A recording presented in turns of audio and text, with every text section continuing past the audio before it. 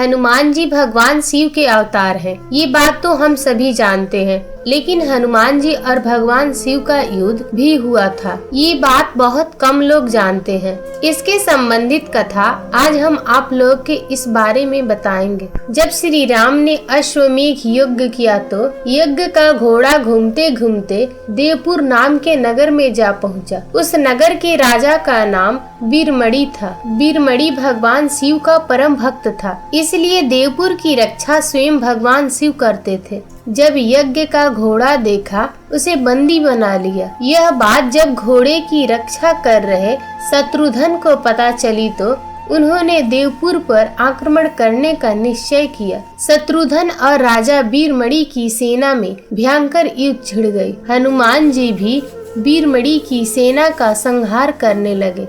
श्री राम के भाई भरत के पुत्र पुष्कल ने जब राजा बीरमणि को घायल कर दिया तो उनकी सेना अपनी जान बचाकर भागने लगी। जब भगवान ने अपने भक्तों का यह हाल देखा तो वे भी उनके पक्ष में युद्ध करने लगे। भगवान शिव ने वीरभद्र को पुष्कल से नंदी को हनुमान जी से युद्ध करने के लिए भेजा। वीरभद्र और पुष्कल का युद्ध 5 दिन तक चलता रहा। अंत में वीरभद्र ने पुष्कल का वध कर दिया। यह देखकर शत्रुघ्न को बहुत दुख हुआ। शत्रुघ्न और क्रोधित होकर शिव से युद्ध करने लगे। उनका युद्ध 11 दिन तक चलता रहा। अंत में भगवान शिव के प्रहार से शत्रुघ्न बेहोश हो गया। यह देखकर हनुमान जी स्वयं शिव से युद्ध करने लगे। हनुमान जी ने शिव से पूछा कि आप तो राम भक्त हैं, तो फिर हमसे युद्ध क्यों कर रहे हैं? शिव जी ने कहा कि मैंने राजा बीरमणि को उनके राज्य की रक्षा करने का वचन दिया है, इसलिए मैं युद्ध करने के लिए बाध्य हूँ।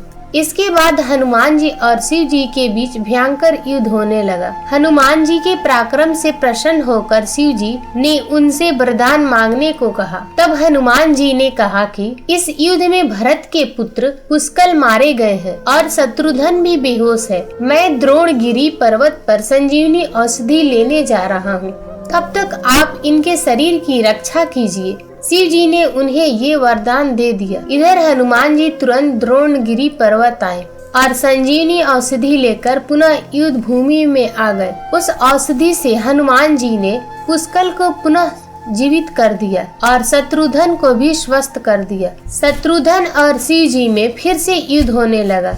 जब शत्रुघ्न किसी भी तरह से शिव जी से नहीं जीत पाए तो हनुमान जी ने उनसे श्री राम को याद करने के लिए कहा। शत्रुघ्न ने ऐसा ही किया। श्री राम तुरंत युद्ध भूमि में प्रकट हो गए। श्री राम को आया देख भगवान शिव भी उनकी शरणों में चले गए और बीरमणि आदि योद्धाओं से भी ऐसा ही करने को कहा। बीरमणि ने यज्ञ के घोड़ा भी श्री राम को लौटा दिया और अपना राज्य भी उन्हीं को सौंप दिया। इस तरह वह युद्ध समाप्त हुआ। दोस्तों, अगर ये कहानी आप लोगों को अच्छी लगी हो तो हमारे चैनल को सब्सक्राइब करें।